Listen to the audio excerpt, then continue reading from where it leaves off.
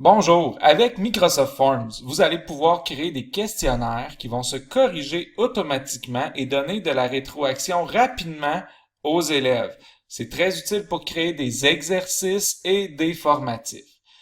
D'abord, comment est-ce qu'on peut accéder à Microsoft Forms?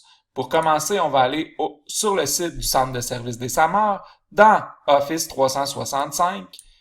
Microsoft Forms est une application d'Office 365. Ensuite, on va descendre dans nos applications. On peut aussi faire toutes les applications ici pour voir l'ensemble et on va vouloir chercher Microsoft Forms. Faut que je le trouve. Ah, il est ici. Donc, peu importe l'interface d'Office 365, vous cherchez Forms. Et là, vous allez avoir deux choix. Créer un nouveau formulaire ou un nouveau questionnaire. Si vous voulez que les réponses entrées par vos élèves puissent être corrigées automatiquement, vous devez absolument faire un nouveau questionnaire. Le nouveau formulaire sera plutôt si vous voulez créer un sondage et faire des statistiques avec des questions qui n'ont pas de bonnes ou de mauvaises réponses. Donc, je vais faire un nouveau questionnaire. Donc, on peut maintenant créer notre questionnaire. On va commencer par lui attribuer un titre. Donc, je vais l'appeler tout simplement exemple de questionnaire. Comme ça. Et là, on peut déjà, puis on voit que le titre se met ici aussi et que le formulaire est automatiquement enregistré. Je devrais dire que le questionnaire est automatiquement enregistré. Donc, je vais faire nouveau pour créer une nouvelle question. Et à ce moment, je peux choisir entre une question à choix de réponse ou une question dans laquelle l'élève va avoir à entrer un court texte. C'est généralement mieux de faire des choix de réponse pour faire que le questionnaire va se corriger automatiquement. Les autres choix de questions ne sont pas très appropriés à l'idée de faire un questionnaire qui s'auto-corrige. Donc, c'est plus approprié pour les formulaires de style sondage, statistique, tout ça. Donc, on va commencer par créer une question à choix de réponse, comme ça ici. Et là, je dois entrer la question ici. Donc, je l'ai déjà préparé pour pas avoir à toutes les créer. Donc, par exemple, je vais prendre la question ici, copier, et je vais juste la coller ici. Donc là, vrai ou faux? Il est possible d'obtenir des statistiques pour chacune des questions posées dans Microsoft Forms.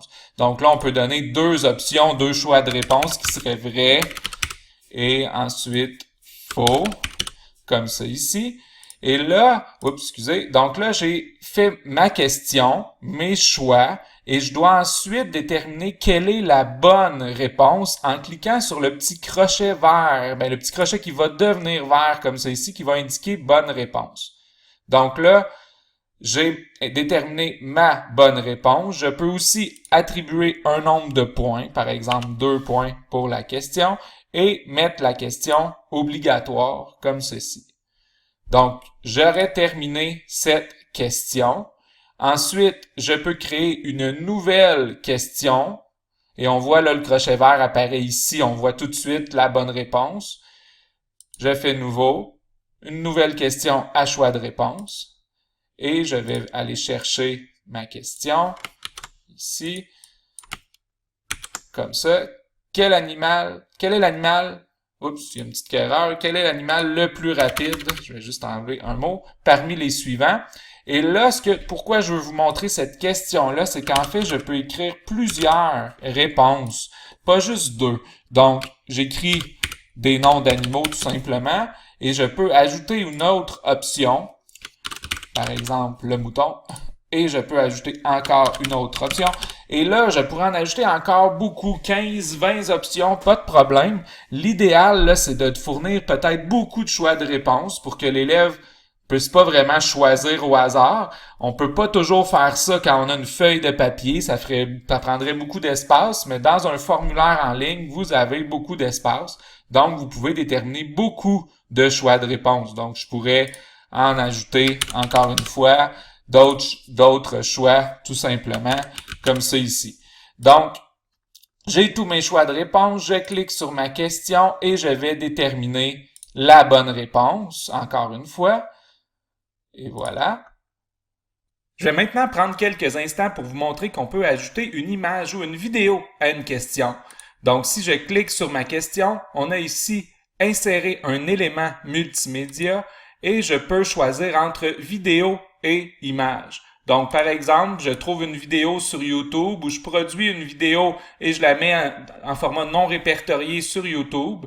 Je peux aller chercher le bouton partager, faire copier pour avoir l'adresse de la vidéo YouTube et ensuite je fais coller dans le URL de la vidéo de mon Microsoft Forms. Donc là, ça va ajouter cette vidéo à la question. Donc maintenant, on voit la question, ensuite on voit une vidéo et l'élève pourra répondre vrai ou faux par la suite. Donc, je vais enlever la vidéo vu qu'elle n'est pas très en lien avec ma question, mais c'était quand même pour vous montrer que ça peut être très pertinent d'offrir un support visuel, que ce soit une photo ou une vidéo. Pour les photos, c'est un peu la même chose. Vous pouvez choisir image et ensuite faire téléverser. Donc là, vous allez pouvoir prendre une image à partir de votre ordinateur. Et là, je veux juste vous montrer que vous pouvez aussi dupliquer une question. Donc, je clique sur la question. Vrai ou faux est-il possible? Il est possible d'obtenir des statistiques. Bon, je duplique, copier ma question comme ça ici. Donc là, maintenant, j'ai deux questions qui portent qui ont la même question, mais je vais juste aller remplacer. Donc, je pourrais aller chercher un autre court texte que j'avais déjà préparé d'avance et coller. Donc, vrai ou faux, dans Microsoft Forms, il est possible de consulter les résultats d'un élève et d'imprimer ses résultats. Donc, j'ai pas à changer la bonne réponse, c'est encore vrai pour ça, mais je pourrais mettre ma bonne réponse à faux, par exemple. Là, je veux la mettre à vrai. Donc, j'ai pu dupliquer ma question super facilement en cliquant sur la question et en utilisant le bouton « Copier la question ». Donc, depuis le début, on a fait des choix de réponses. Là, ce qu'on va faire maintenant, c'est une question dans laquelle l'élève va devoir fournir un mot. Donc, je vais faire « Nouveau », puis là, je vais prendre le type texte comme question. Et là, je vais juste écrire, je vais juste copier-coller encore une fois ma question. Coller. En quelle année? Indique en quelle année Jacques Cartier découvrit le Canada. Et puis là, je peux entrer votre réponse. Ça, c'est le petit texte qui est là ici. Et je vais faire ajouter une réponse. Mais avant, je vous recommanderais d'ajouter du texte quand vous faites ça pour juste déterminer vraiment comment l'élève doit formater son texte. Par exemple, je pourrais ajouter « Tu dois inscrire seulement l'année à l'aide de 4 chiffres. » Exemple, 1922 écrit comme ça. Donc là, l'élève sait qu'il doit écrire comme ça parce que sinon, ça va pas s'auto-corriger. Donc là, ensuite, je dois ajouter la bonne réponse, 1922 comme ça ici. Et si jamais l'élève écrit 1922 en lettres ou écrit espace 1922, etc., ça marchera pas. La bonne réponse, c'est pas ça. Excusez-moi, c'est 1534. J'ai juste repris celle-là, j'ai repris mon exemple. Donc, 1534 est la bonne réponse.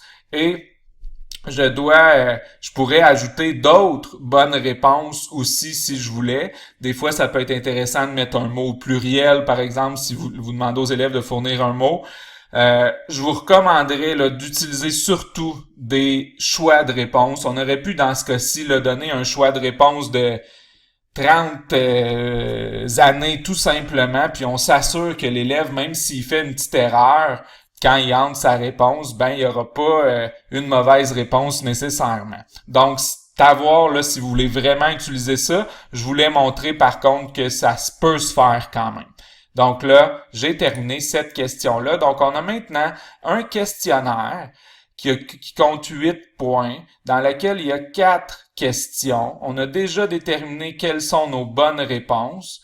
Et ce questionnaire-là, si je retourne dans Forms, je vois mon exemple de questionnaire, il est ici. Et je peux l'éditer comme je veux. Et on va voir dans les prochaines vidéos comment on peut partager ce questionnaire-là aux élèves, puis aussi modifier certains paramètres.